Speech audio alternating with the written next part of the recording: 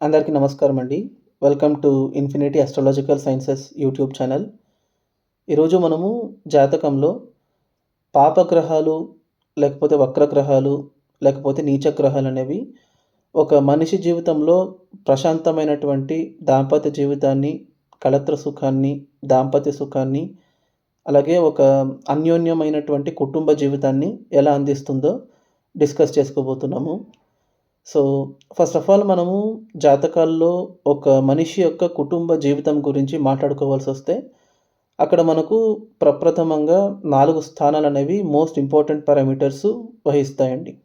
First జాతకంలో మనకు రెండవ ఇల్లైనటువంటి కుటుంబ స్థానము, ఏడవ ఇల్లైనటువంటి కళత్ర స్థానము, ఎనిమిదవ ఇల్లైనటువంటి మాంగళ్య స్థానము, 12వ ఇల్లైనటువంటి శయనస్థానం అనేది ప్రతి ఒక్క మనిషి జీవితంలోనూ వాళ్ళ యొక్క కుటుంబం యొక్క వ్యవస్థని నిర్ణయించేటటువంటి స్థానాలు. ఎందుకంటే ఇది డెస్పైట్ ఆఫ్ జెండర్ చెప్తున్నానండి. మగవాళ్ళ జాతకమైనా సరే, ఆడవాళ్ళ జాతకమైనా సరే, వాళ్ళ జాతకాల్లో second house, seventh house, eighth house, 12th house అనేది మోస్ట్ ఇంపార్టెంట్ పారామీటర్స్. ఇక్కడ సంతాన స్థానము, లగ్నము ఇలాంటివి కూడా ఇంపార్టెంట్ పారామీటర్సే.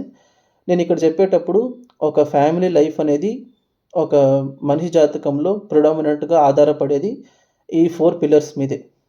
సో, ఎప్పుడైతే ఒక మనిషి జాతకంలో second house, seventh house, eighth house, 12th house అనేది బలపడతాయో, లేకపోతే పాజిటివ్‌గా రియాక్ట్ అవుతాయో, అప్పుడు ఆ మనిషి యొక్క జీవితంలో వాళ్ళు అనుభవించేటటువంటి కుటుంబ సుఖం ఏదైతే ఉందో అది మంచిగా లభిస్తుందని చెప్తారు. ఇక్కడ సెకండ్ హౌస్ అనేది ఏంటంటే, ఒక మనిషి యొక్క కుటుంబ సభ్యులతో ఉన్నటువంటి బాండింగ్‌ని సూచిస్తుందండి.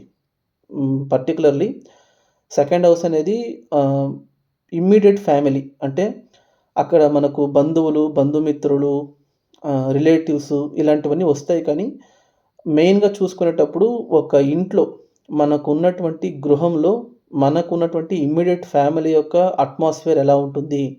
మన ఫ్యామిలీ మెంబర్స్‌తో మనకున్నటువంటి అటాచ్‌మెంట్, బాండింగ్ ఎలా ఉంటుందనే విషయాన్ని మనకు 2 ఏళ్ళు సూచిస్తుంది.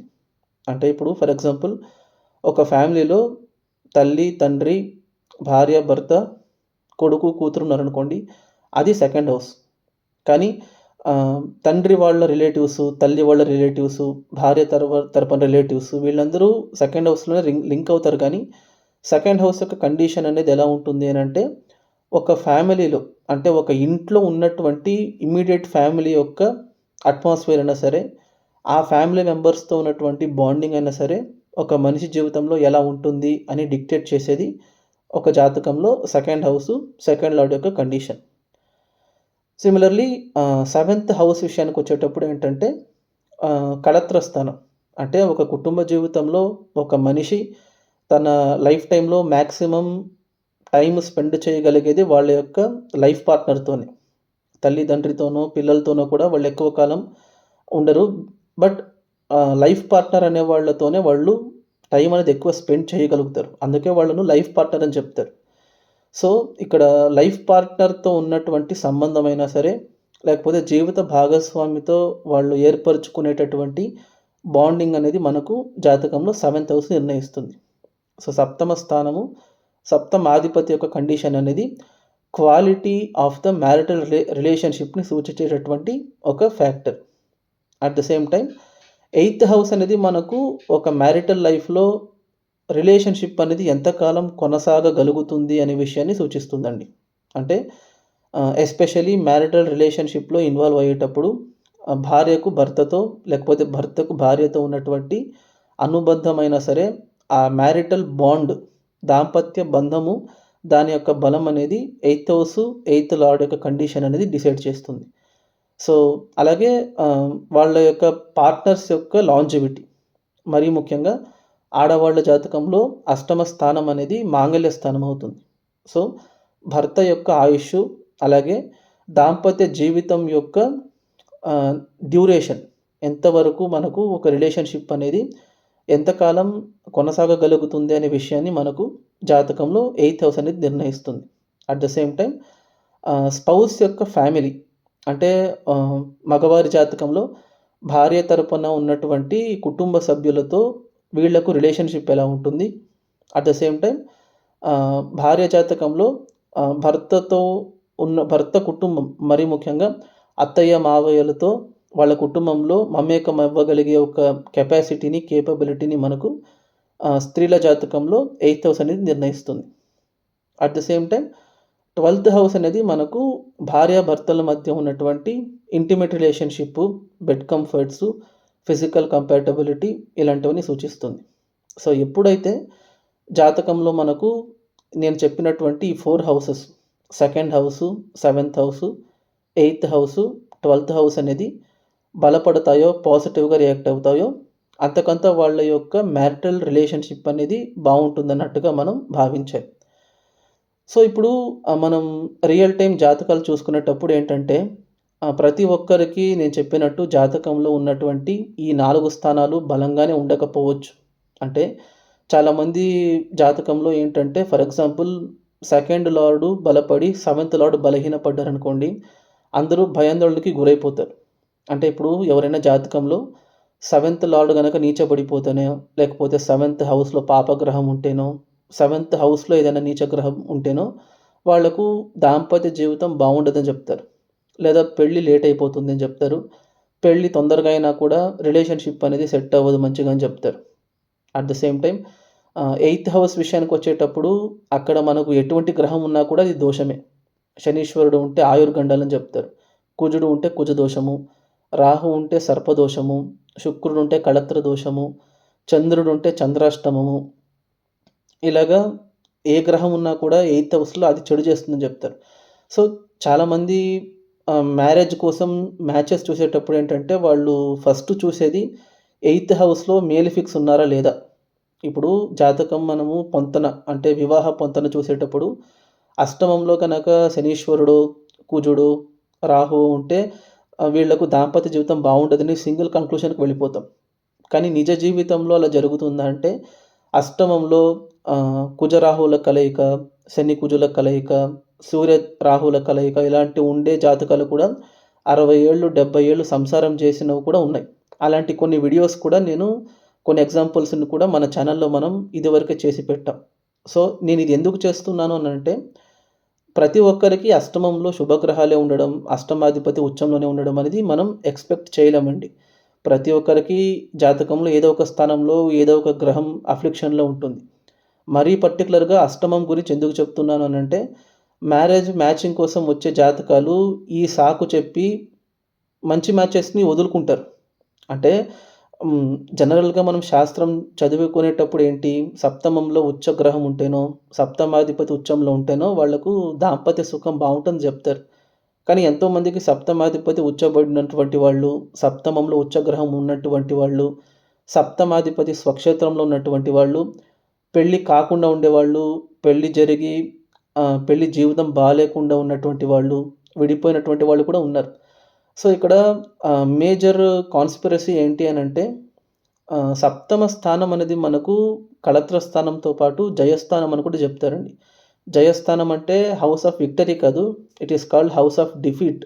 అంటే సప్తమం అనేది ఎప్పుడైనా సరే జాతకంలో మనకు న్యాచురల్‌గా పాపకర్తృయోగం అనేది ఆ స్థానానికి ఉంటుందండి. జాతకంలో 7th హౌస్ అనేది ఒక క్రిటికల్ స్పాట్. ఎందుకంటే 7th హౌస్ వెనకాల 6th హౌస్ ఉంటుంది. 7th హౌస్ ముందు 8th హౌస్ ఉంటుంది. సో షష్టమ, అష్టమ స్థానాల మధ్య ఉన్నటువంటి ఈ స్థానానికి న్యాచురల్‌గా పాపకర్తృయోగం ఉంటుందండి. అందుకే నేను ఇదివరకే చెప్పినట్టు మన వీడియోస్‌లో సప్తమంలో మనకు ఒక బలమైనటువంటి గ్రహం ఉండడం కంటే, పర్టిక్యులర్లీ శుభగ్రహాలు ఉండడం కంటే, పాపగ్రహమో, పాపత్వం చెందినటువంటి గ్రహమో, లేకపోతే బలహీనమైనటువంటి గ్రహం ఉంటేనో వాళ్లకు దాంపత్య సుఖం బాగుంటుందని చెప్పుకుంటారు. అది ఎగ్జాంపుల్స్ కూడా నేను వివరించాను. సో ఇలాంటివి ఎందుకు మీకు మంచి చేస్తాయని చెప్తున్నాను అనంటే, పాపకర్తృయోగంలో ఇన్వాల్వ్ అయ్యేటటువంటి గ్రహాలు పాపులుగా ఉంటేనే మంచిదండి. ఎందుకంటే మనము మ్యాథమెటిక్స్‌లో చదువుకున్నట్టు నెగెటివ్ ఇంటూ నెగెటివ్ మనకు పాజిటివ్ రిజల్ట్స్ ఇస్తుంది. సో ఎప్పుడైనా సరే సప్తమంలో శనిగానో, రాహువునో, కేతువునో, కుజుడో ఉంటే ఆ మ్యాచెస్‌ని మీరేమీ రిజెక్ట్ చేయాల్సిన అవసరం లేదు. అఫ్‌కోర్స్ నేను చెప్పేది ఓన్లీ 7th హౌస్ అనేదే ఒక మనిషి యొక్క దాంపత్య జీవితాన్ని, కుటుంబ జీవితాన్ని నిర్ణయించదు. అందుకోసమే నేను ఈ వీడియో చేస్తున్నాను. ఎందుకంటే కుటుంబ జీవితానికి సంబంధించినటువంటి స్థానాలలో పాపగ్రహాలు ఉన్నట్టయితే వాళ్ళకు మ్యారిటల్ లైఫ్ బాగుండదా? జీవితము మంచిగా ఉండదా? వాళ్ళ లైఫ్‌లో వాళ్ళకు దాంపత్య సుఖం అనేది లభించదా అని గనక చూసుకుంటే అలా ఏమి కాదండి. అది మనం లోతుకు వెళ్లి అనలైజ్ చేయాలి. సో, అలాంటి ఒక జాతకం ఎలా ఉంటుంది? అది ఎలా వాళ్ళ నిజ జీవితంలో జరిగినటువంటి పరిణామాలేంటి అనేది కూడా ఇప్పుడు ఒక ఎగ్జాంపుల్ ద్వారా మనం వివరించుకుందాము. సో, మీరు గనక స్క్రీన్‌ని గమనించినట్టయితే మీకొక జాతకం కనబడుతుంది చూడండి. ఇది ఒక స్త్రీ జాతకం అండి. పర్టిక్యులర్‌లీ పెళ్ళిళ్ళలో ఏంటంటే స్త్రీల జాతకాలే చాలా వేలు పెట్టి చూపిస్తారు. స్త్రీ జాతకంలో దోషాలుంటేనే చాలామంది రిజెక్ట్ చేస్తారు కదా! సో, ఇది స్త్రీ జాతకము. ఈవిడ జాతకాన్ని గనక గమనించినట్టయితే, ఈవిడ గ్రహస్థితిని చూసుకుంటే, ఈవిడ జన్మించిందొచ్చేసి మకర లగ్నంలో జన్మించారండి. ద్వితీయ స్థానంలో కేతువు, సప్తమ స్థానంలో వక్రించినటువంటి గురువు, అష్టమ స్థానంలో వక్రించినటువంటి శని, రాహువు, దశమ స్థానంలో శుక్రుడు, లాభస్థానంలో చంద్ర, బుధులు, వ్యయస్థానంలో సూర్య, కుజులు ఉన్నారండి. ఇక్కడ గురువుకి, శనికిలను ఎందుకు బ్రాకెట్స్ వేశానంటే వాళ్ళిద్దరూ వక్రించి ఉన్నారు. ఓకేనా? సో, ఇప్పుడు జాతకంలో వేరే స్థానాలన్నీ వదిలేయండి. నేను చెప్పినటువంటి 4 స్థానాల్ని మాత్రమే మీరు గమనించండి. కుటుంబ జీవితాన్ని నిర్ణయించేటటువంటి మోస్ట్ ఇంపార్టెంట్ పారామీటర్స్ ఏవి? సెకండ్ హౌస్ కుటుంబ స్థానము, సెవెంత్ హౌస్ కళత్ర స్థానము, ఎయిత్ హౌస్ మాంగళ్య స్థానము, 12థ్ హౌస్ శయన స్థానం. సో, ఇందాక నేను చెప్పినటువంటి 4 స్థానాలలో ఈ 4 స్థానాలు ఈ జాతకంలో గనక చూసుకున్నట్టయితే 4 స్థానాల్లోనూ పాపగ్రహాలు ఉన్నాయండి. ఫస్టు కుటుంబ స్థానాన్ని తీసుకోండి. అక్కడ కేతు ఉన్నారు. సప్తమ స్థానాన్ని తీసుకోండి. అక్కడ వక్రించినటువంటి గురువు ఉన్నారు. అష్టమ స్థానాన్ని తీసుకోండి. శని, రాహువుల కలయిక ఉంది. శయన స్థానాన్ని తీసుకోండి. సూర్య, కుజుల కలయిక ఉంది. సో, ఇప్పుడు ఫస్ట్ ఆఫ్ ఆల్ ఈ జాతకాన్ని చూసే ఫస్ట్ గ్లాన్స్‌లోనే మనం చెప్పేదేంటంటే ఈవిడకు కుటుంబ జీవితం అనేది బాగుండకూడదు. ఈవిడకు అసలు పెళ్లి కాకూడదు. పెళ్ళైనా విడిపోయి ఉండాలి. దాంపత్య జీవితం బాగుండకూడదు. కొన్ని సార్లు ఈవిడ భర్త కూడా చనిపోయి ఉండాలి. భర్త వియోగమై ఉండాలి. విధవ యోగం అనేది కూడా రావాలి ఈవిడకు. అట్ ద సేమ్ టైమ్ 12వ ఇంట్లో సూర్యుడున్నారు, కుజుడున్నారు. అది చాలా తీవ్రమైనటువంటి కుజ దోషానికి దారి తీయాలి.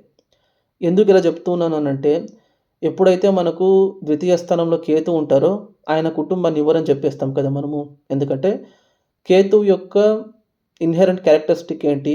ఆయన ఏ స్థానంలో ఉంటారో, ఏ గ్రహంతో పాటు కలిసి ఉంటారో, ఆ కారకత్వాల నుండి మనల్ని వేరు చేసేస్తుందని చెప్తాం. ఎందుకంటే ఆయన మోక్షకారకుడు కాబట్టి, ఏ స్థానంలో గనక కేతువు మనకు ఉంటారో, ఆ స్థానానికి సంబంధించినటువంటి కారకత్వాలన్నీ జీవితంలో మన నుండి ఆయన దూరం చేస్తారని చెప్తారు. ఇది జనరల్ బిలీఫ్. కానీ కేతు నిజ జీవితంలో అలా ఎప్పుడు అందరికీ అలాగే చేస్తారనంటే అలా కాదండి. కేతువుకున్నటువంటి ఇన్హెరెంట్ క్యారెక్టరిస్టిక్ ఏంటంటే, ఆయన మనకు జాతకంలో ఫిజికల్ లైఫ్‌లో మంచి చేయాలి అనుకుంటే, అది ఎలా చేయగలుగుతారు అనంటే, కేతు ఉన్నటువంటి రాశ్యాధిపతి గాని, నక్షత్రాధిపతి గాని బలపడితే, ఆ గ్రహం గనక కేతువుకి సంబంధపడితే అప్పుడు అది విపరీతంగా యోగిస్తుంది మనకు జాతకంలో. ఇక్కడ గనక చూసుకుంటే, కేతు ఉన్నటువంటి రాశ్యాధిపతి శనీశ్వరుడు కేతువుని చూస్తున్నారు చూడండి అక్కడ. అంటే కుటుంబ స్థానాధిపతి యొక్క దృష్టి కుటుంబ స్థానం మీద పడుతూ ఉంది. సో, ఎప్పుడైతే ఒక గ్రహము తన సొంత ఇంటిని తానే చూసుకుంటారో, అప్పుడు ఆ స్థానాన్ని బలహీనపరచడానికి వదలరు. బికాస్ సాటర్న్ ఎనర్జీ అనేది సాటర్న్ హౌస్ మీద పడుతూ ఉంది. సో, శని గ్రహము ఆయన యొక్క దృష్టి ఆయన సొంత ఇంటి మీద పడేటప్పుడు ఆ స్థానం అనేది ఇంకా బలపడుతుంది గానీ బలహీనపడదు. నంబర్ 1. అలాగే కేతువు అనేవాడు ఒక వక్రగ్రహం అండి. ఎప్పుడైనా సరే రాహు, కేతువులు జాతకంలో మనకు ఇంకొక వక్రగ్రహానికి కనెక్ట్ అయ్యేటప్పుడు అది మనకు రాజయోగం కింద వర్తిస్తుంది. ఇక్కడ గనక చూసుకుంటే కేతు ఉన్న నక్షత్రాన్ని తీసుకోండి. ఆయన పూర్వభాద్ర నక్షత్రంలో ఉన్నారు. అది గురువు నక్షత్రం అవుతుంది. గురువు ఎలా ఉన్నారో చూడండి. సప్తమంలో వక్రించి ఉన్నారు. అంటే ఒక వక్రించినటువంటి కేతువు ఇంకొక వక్రగ్రహమైనటువంటి గురువు నక్షత్రంలో ఉండేటప్పుడు కేతువు అక్కడ ఈవిడకు విపరీతమైనటువంటి రాజయోగాన్ని ఇవ్వాలి. సో, దాని అర్థం ఏంటి? సెకండ్ హౌస్‌లో ఉన్నటువంటి కేతువు ఈవిడకు మంచి కుటుంబ జీవితాన్ని ఇవ్వాలి. అంతేగాని కుటుంబం నుంచి వేరు చేసేయకూడదు ఆవిడకు. ఇది ఫస్ట్ పాయింట్. సెకండ్ పాయింట్, ఇప్పుడు కళత్ర స్థానం విషయానికొస్తే కళత్ర స్థానంలో గురువు ఉన్నారు కదా! అది మంచిదే అని అనుకుంటాం. కానీ జాగ్రత్తగా గమనిస్తే కళత్ర స్థానంలో గురువు వక్రించి ఉన్నారు. నార్మల్‌గా లేరు. సో, మనం జనరల్‌గా జాతకాలు చెప్పుకునేటప్పుడు ఏంటి, సప్తమంలో గనక వక్రగ్రహాలుంటే మంచిది కాదు. ఇన్ జనరల్ సప్తమం అనే కాదు, అసలు జాతకంలో ఏదైనా ఒక గ్రహం వక్రిస్తేనే చెడ్డదని చెప్పేస్తాం కదా మనం. ఇక్కడ చూసుకుంటే సప్తమంలో గురువు వక్రించి ఉన్నారు. అప్పుడేమవుతుంది, ఈ లగ్నానికి పర్టిక్యులర్‌లీ ఆ గురువు పాపగ్రహం. సో, పాపగ్రహాలు సప్తమంలో ఉంటే మంచిది కాదని చెప్తారు. కానీ ఎప్పుడైనా సరే ఒక పాపగ్రహం జాతకంలో వక్రించి ఉంటే అది రివర్స్‌లో మనకు శుభగ్రహం ఇచ్చే ఫలితాలు ఇస్తుంది. First point. సెకండ్ పాయింటు, ఇందాక నేను చెప్పినట్టు ఇక్కడ గనక గురువు ఆవిడకు వక్రించకుండా ఉండుంటే ఆయన అక్కడ ఉచ్చబడేవాడు. కానీ ఆయన అక్కడ వక్రించున్నారు. అప్పుడేమవుతుంది, సప్తమ స్థానంలో గురువు నీచబడ్డట్టు భావించాలి మనం. అంటే సప్తమంలో ఒక నీచ గ్రహం ఉంది, వక్రగ్రహం ఉంది, పాపగ్రహం ఉంది. సప్తమాధిపతి పోనీ ఎలా ఉన్నారు, ఆయన కూడా 11 ఇంట్లో నీచబడి ఉన్నారు. దాని అర్థం ఏంటి, సప్తమంలో నీచగ్రహము, సప్తమాధిపతి నీచము, సప్తమంలో పాపగ్రహము, సప్తమంలో వక్రగ్రహం. అలాంటప్పుడు ఈవిడకు పెళ్ళే కాకూడదు కదా, ఈవిడకు పెళ్ళే కాకూడదు, వివాహ యోగం అనేది ఉండకూడదు ఈవిడకు. కానీ ఈవిడకు అలా ఉందా అని అంటే ఆవిడకు 2001లోనే వివాహం అయిపోయింది. అది తర్వాత చెప్తాను, నేను దశలకు వచ్చేటప్పుడు చెప్తాను. అంటే సప్తమంలో ఎప్పుడైనా సరే పాపగ్రహాలు ఉంటే మంచిదని ఇందాక నేను ఎందుకు చెప్పాను అనంటే, సప్తమం అనేది న్యాచురల్‌గానే జాతకంలో పాపకర్తృ యోగంలో ఇన్వాల్వ్ అయినటువంటి ఒక స్థానం అండి. అక్కడ పాపగ్రహాలు ఉంటేనే మంచిది మీకు. మకర లగ్నానికి అత్యంత పాపి ఎవరు, గురువు. 3rd అండ్ 12th లార్డు ఆయన సప్తమంలో వక్రించి ఉన్నారు. అంటే ఎవరైతే మీకు జనరల్‌గా పాపగ్రహ ఫలితాలు ఇవ్వాలో ఆయన వక్రించి ఉండేటప్పుడు రివర్స్‌లో మీకు శుభగ్రహ ఫలితాలు ఇస్తారు. సో, దాని అర్థం ఏంటి, ఆవిడకు దాంపత్య స్థానం ఏదైతే ఉందో, కళత్ర స్థానం ఏదైతే ఉందో అది చెడు చేయాల్సింది కాస్త రివర్స్‌లో మీకు మంచి చేస్తుంది. At the same time 8th house విషయానికి రండి. ఇది మోస్ట్ ఇంపార్టెంట్. ఈ జాతకంలో అందరూ వేలు పెట్టి చూపించేటటువంటి అంశం ఏదైనా ఉందంటే అది 8th హౌసే. ఎందుకంటే అష్టమంలో శని రాహువుల కలయిక ఉండేటప్పుడు వాళ్ళకసలు ఆయుష్ ఉండదు. విపరీతమైనటువంటి మాంగళ్య దోషము, ఆయుర్గండము, సర్పదోషం అనేది రావాలి. కానీ ఈవిడకి అలా జరిగిందనంటే అలా ఏం జరగలేదు. ఎందుకు అష్టమంలో శని రాహులు ఈవిడకు చెడు చేయరు అని చెప్తున్నాను అనంటే, శనీశ్వరుడు ఫస్ట్ ఆఫ్ ఆల్ ఈ జాతకానికి లగ్నాధిపతి. ఆయన ఎప్పుడు చెడు చేయరు ఈ జాతకానికి. కానీ ఆయన ఉన్నది శత్రువింట్లో. ఇక్కడ గనక ఆయన వక్రించకుండా ఉండుంటే అప్పుడు ప్రాబ్లమ్ అయ్యుండేది. ఎందుకంటే శనీశ్వరుడు వక్రించకుండా ఉండుంటే శత్రుక్షేత్రం యొక్క ఎఫెక్ట్ ఆయన మీద పడుండేది. కానీ ఆయన వక్రించి ఉన్నారు. సో, ఎవరైతే మీకు శత్రుక్షేత్రంలో బలహీన పడాలో అదే గ్రహం గనక వక్రిస్తే రివర్స్‌లో మీకు మిత్రక్షేత్రంలో ఇవ్వాల్సిన ఫలితాలు ఇస్తుంది. అంటే ఇండైరెక్ట్‌గా ఆ గ్రహం మీకు బలపడుతుంది. అలాగే ఆయన ఉన్నటువంటి గ్రహం చూడండి ఎవరితో పాటు కలిసున్నారు ఆయన, వక్రించిన శని రాహువుతో పాటు కలిసున్నారు.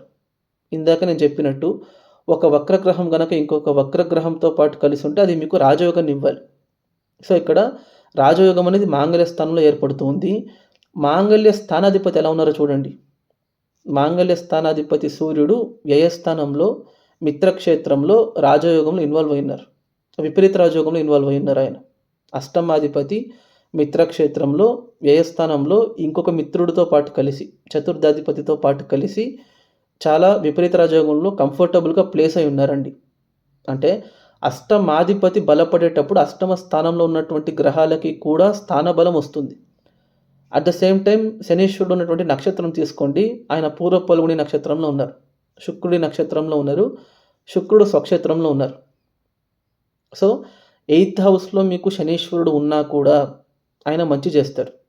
At the same time 8th హౌస్‌లో రాహు కూడా ఉన్నారు. రాహు కూడా మంచే చేస్తారు. ఎందుకంటే ఆయన సూర్యుడి ఇంట్లో సూర్యుడి నక్షత్రంలోనే ఉన్నారు. సూర్యుడు బలంగా ఉన్నారు. అట్ ద సేమ్ టైమ్ రాహువు వక్రించినటువంటి శనితో పాటు కలిసి ఉన్నారు. సో, అది మీకు రాజయోగానికి దారితీస్తుంది. దీని అర్థం ఏంటి, 8th హౌస్‌లో శని రాహువులు ఉన్నంత మాత్రాన 8th హౌస్ చెడిపోతుందని భావించకూడదండి. ఇది మోస్ట్ ఇంపార్టెంట్ పారామీటర్. లాస్ట్ శయనస్థానానికి రండి. శయనస్థానంలో సూర్య కుజుడు ఉన్నారు కదా. సో, అప్పుడు ఇది మనకు తీవ్రమైన కుజదోషానికి దారితీయాలి. కానీ ఇక్కడ కుజదోషం వర్తిస్తుంది ఆవిడకు. కానీ దానివల్ల ఎటువంటి చెడు జరగదు. ఎందుకంటే జాతకంలో ఎప్పుడైనా సరే మోక్ష త్రికోణాలు ఒకటికొకటి సంబంధపడేటప్పుడు అది కూడా రాజయోగానికి దారితీస్తుంది. ఇక్కడ చూసుకుంటే చతుర్థ స్థానం ఒక మోక్ష త్రికోణం అవుతుంది. అష్టమ స్థానం ఒక మోక్ష త్రికోణం అవుతుంది. ద్వాదశ స్థానం కూడా మోక్ష త్రికోణం అవుతుంది.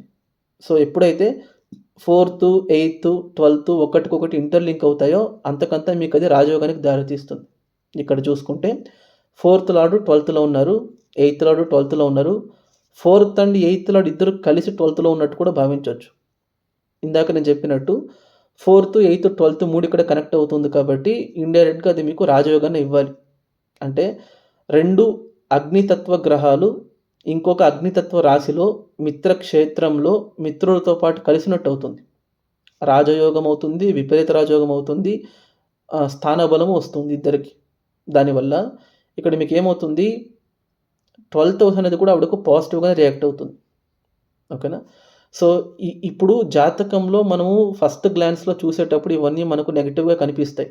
కానీ నిజ జీవితంలో ఈవిడకు జరిగినటువంటి పరిణామాల గురించి మాట్లాడుకోవాల్సొస్తే, ఈవిడ జన్మించింది 1978 డిసెంబర్ 28న జన్మించారు. ఈవిడ పుట్టినప్పుడు ఈవిడకు బుధ దశ బ్యాలెన్సు 15 సంవత్సరాలు ఉందండి. ఆవిడ జ్యేష్ఠ నక్షత్రం 1వ పాదంలో జన్మించారు. సో, బుధ దశ 15 సంవత్సరాల తర్వాత ఆవిడకు కేతు దశ జరుగుతుంది. అది 7 సంవత్సరాలు. 2000 సంవత్సరం వరకు జరిగింది. 2000 సంవత్సరం నుంచి ఆవిడకు శుక్రదశ స్టార్ట్ అయింది. కరెక్ట్‌గా శుక్రదశ స్టార్ట్ అయ్యేటప్పటికి ఆవిడకు ఏజు 22 సంవత్సరాలు. కరెక్ట్‌గా శుక్రదశ స్టార్ట్ అయిన ఏడాదే, శుక్రదశ స్టార్ట్ అయిన నెక్స్ట్ మొమెంటే ఆవిడకు పెళ్లి జరుగుతుంది. 2001లో పెళ్లి జరుగుతుంది. అప్పటికి ఆవిడ 22 ఇయర్స్. అంటే మనం ఇక్కడ ఫస్ట్ ఏం డిస్కస్ చేసుకున్నాము, సప్తమంలో గనక పాపగ్రహాలుంటే, సప్తమం పాపత్వం చెందితే, సప్తమాధిపతి బలహీనపడితే పెళ్ళి జరగకూడదు కదా! ఈవిడకు చెప్పాలంటే బాల్య వివాహమే జరిగిపోయింది. అంటే 22 ఏళ్ళకే పెళ్ళైపోయింది ఆవిడకు. చెప్పాలంటే ఆవిడ చదువుకోవడానికి కూడా కుదరలేదు ఆవిడకు. ఎడ్యుకేషనే లేదు ఆవిడకు. హైయర్ ఎడ్యుకేషన్ బ్రేక్ చేసి మరీ దేవుడు ఆవిడకు పెళ్లి చేశాడు. 2001లో మ్యారేజ్ అయింది. సో, ఇప్పుడు మ్యారేజ్ అయింది కదా! మ్యారేజ్‌లో ఏమైనా బ్రేకప్స్ వచ్చిందా? మ్యారిటల్ లైఫ్ ఏమైనా ప్రాబ్లమ్ అయిందా? హస్బెండ్‌తో ఏమైనా విభేదాలు, విడాకులు ఏమైనా అయిపోయిందా? తాత్కాలికంగా సెపరేట్ అయ్యారా? ఏమైనా అయిందంటే ఏమీ జరగలేదండి. అప్పుడు పెళ్ళైంది ఇప్పటి వరకు ఆవిడ వాళ్ళ అత్తారింట్లో బానే ఉన్నారు. వాళ్ళ కుటుంబంతో మంచిగా మమేకమై ఉన్నారు. ఎందుకు మంచి అత్తయ్య మావయ్యలు దొరికారో చెప్తున్నానిక్కడ. అష్టమాధిపతి శుభత్వం చెంది ఉన్నారు. మిత్రక్షేత్రంలో గురువింట్లో మిత్రుడితో పాటు కలిసి విపరీత రాజయోగంలో ఇన్వాల్వ్ అయి ఉన్నారు. అట్ ద సేమ్ టైం కుటుంబాధిపతి వక్రించి అష్టమ స్థానంలో ఉన్నారు. ఎప్పుడైతే ఆడవాళ్ళ జాతకంలో కుటుంబ స్థానము, మాంగళ్య స్థానము లింక్ అవుతుందో దాని అర్థం ఏంటి? సొంత కుటుంబంలా, సొంత తల్లిదండ్రుల్లా చూసుకునేటటువంటి అత్తయ్య మావయ్యలు దొరికారు ఆవిడకు. ఎందుకు? Because second lord is being placed in 8th house. That two he is being retrograde and he is very well posited in 8th house. So, అలాంటప్పుడు ఏంటి ఆవిడకు మాంగళ్య స్థానం విపరీతంగా బలపడుతుంది. 2001లో పెళ్ళయిందంటే ఇప్పుడు 2024 అంటే ఆవిడ యొక్క మ్యారిటల్ రిలేషన్‌షిప్, మ్యారేజ్ చేసుకొని బతికినటువంటి కాలం గనక తీసుకుంటే 23 ఇయర్స్ అయింది ఆవిడకు పెళ్ళై. నిజంగా మాంగళ్య స్థానంలో శని, రాహువులు గనక ఆవిడకు చెడు చేసేటట్టుంటే, నిజంగా మాంగళ్య స్థానం ఆవిడకు చెడిపోయి ఉంటే 23 ఏళ్ళు ఒక దాంపత్య జీవితంలో కొనసాగగలిగేవారా ఆవిడ? జస్ట్ చెప్తూ ఉన్నాను నేను. జస్ట్ జాతకంలో 8th హౌస్‌లో సాటర్నో, రాహువో ఉంటే చెడిపోతుంది అని చెప్తారు కదా! సో, ఇక్కడ అలా ఏం జరగలేదు. అట్ ద సేమ్ టైమ్ కుజదోషం ఉంది కదా! శయన స్థానంలో సూర్య, కుజులు గనక కలిసి ఉంటే పెళ్లి చేసుకుంటే వాళ్లకు భర్తతో ఫిజికల్ కంపాటబిలిటీ బావుండదని చెప్తారు. ఆవిడకు 2004లో, 2007లో ఇద్దరు పిల్లలు జన్మించారు. ఎలా జరిగింది? బికాస్ సంతాన స్థానాధిపతి 10th హౌస్‌లో రాజయోగంలో స్వక్షేత్రంలో ఉన్నారు. ఇంత నెగెటివ్ కాంబినేషన్స్ ఉన్నా కూడా జాతకంలో దశలు కూడా ఇంపార్టెంట్ అని చెప్తున్నానిక్కడ. ఎందుకంటే కరెక్ట్‌గా ఆవిడకు 2000 సంవత్సరం నుంచి శుక్రదశ స్టార్ట్ అయింది. యోగకారకుడి దశ దశమ స్థానంలో స్వక్షేత్రంలో ఉన్నారు శుక్రుడు. 20 సంవత్సరాలు తిప్పి కొడితే ఆవిడకు మంచి కుటుంబ జీవితము, మంచి భర్త, వెల్ సెటిల్డ్ ఫ్యామిలీ నుంచి మంచి అత్తయ్య, మావయ్యలు, పిల్లలు అన్నీ సెట్ అయిపోయింది ఆవిడకు. అంటే జాతకంలో కుటుంబ జీవితానికి సంబంధించినటువంటి స్థానాల్లో పాపగ్రహాలు ఉన్నా కూడా ఫ్యామిలీ లైఫ్ అనేది బావుంటుందండి. ఇది గుర్తుపెట్టుకోవాలి. ప్రొవైడెడ్ జరిగే దశ అనుకూలంగా ఉండాలి. అలాగే పాపగ్రహాలు ఉన్నా కూడా వాటి కండిషన్స్ ఎలా ఉన్నాయో చూడాలి. అష్టమ స్థానంలో గ్రహాలుంటే అష్టమ స్థానం చెడిపోతుందని కాదు. అష్టమాధిపతి ఎలా ఉండాలో చూడాలి. అలాగే సప్తమ స్థానం బలపడితేనే బావుంటుందని అనుకోకూడదు. సప్తమ స్థానం చెప్పాలంటే బలపడితేనే ఇంకా నెగెటివ్. ఒక జాతకానికి సప్తమాధిపతి గనక బలపడిపోతేనే 2 మ్యారేజెస్, 3 మ్యారేజెస్ చేసుకుంటారు. లేదా మల్టిపుల్ అఫైర్స్‌లో ఇన్వాల్వ్ అవుతారు. మరీ విపరీతంగా బలహీనపడిపోతే అప్పుడసలు పెళ్లి కాదు. అంతేగాని సప్తమం అనేది పాపత్వం చెంది ఉంటేనే మ్యారిటల్ లైఫ్ అనేది స్టేబుల్‌గా ఉంటుంది. ఆఫ్‌కోర్స్ ఇప్పుడు ఈవిడ భర్తతో ఈవిడకు గొడవలే రాకుండా చాలా స్మూత్‌గా వెళ్ళిపోయిందని నేను చెప్పట్లేదు. రిలేషన్‌షిప్ అన్న తర్వాత ఏదో ఒక ఇష్యూ వస్తుంది. కానీ వచ్చినటువంటి ఇష్యూస్‌ని మేనేజ్ చేసుకొని, కాంప్రమైజ్ చేసుకొని, అడ్జస్ట్ చేసుకునే కెపాసిటీని కూడా అదే అందిస్తుందని చెప్తున్నాను. అలాగే కుటుంబ స్థానంలో గనక పాపగ్రహాలుంటే కుటుంబ జీవితమే పాడైపోతుంది. ఇలా అనుకోకూడదు. ఎప్పుడైనా సరే ఆ పాపగ్రహాలు ఉన్నా కూడా వాటి అధిపతులు ఎలా ఉన్నారో చూడాలి. ఇక్కడ సెకండ్ లార్డ్ సెకండ్ హౌస్‌ని చూస్తున్నారు. ఎయిత్ లార్డ్ విపరీత రాజయోగంలో ఇన్వాల్వ్ అయ్యున్నారు. సెవెంత్ హౌస్‌లో నీచ గ్రహం ఉంది. 12థ్ హౌస్‌లో విపరీత రాజయోగం ఏర్పడుతుంది. సో, దాని అర్థం ఏంటి? కుటుంబ జీవితానికి సంబంధించినటువంటి 4 స్థానాలు ఈవిడకు పాజిటివ్‌గానే రియాక్ట్ అవుతున్నాయి. దానివల్లే ఆవిడకు మ్యారిటల్ లైఫ్ అనేది బావుంది. ఓకేనా? సో, మీ జాతకంలో కూడా ఇలా జరిగితే మీరేం కంగారు పడాల్సిన అవసరం లేదండి. వాటిని జాగ్రత్తగా అనలైజ్ చేయాలి. ఓకేనా? సో, ఇంతవరకు నా వీడియో చూసారనంటే మీకు వీడియో నచ్చిందని అనుకుంటున్నాను. దయచేసి ఈ వీడియోకి ఒక లైక్ చేయండి, షేర్ చేయండి. దయచేసి మీ యొక్క వాల్యుయబుల్ ఒపీనియన్స్‌ని కామెంట్ రూపంలో తెలియజేయండి. అలాగే దయచేసి ఛానెల్‌ని మాత్రం సబ్స్క్రైబ్ చేసుకోవడం మర్చిపోకండి. Thank you.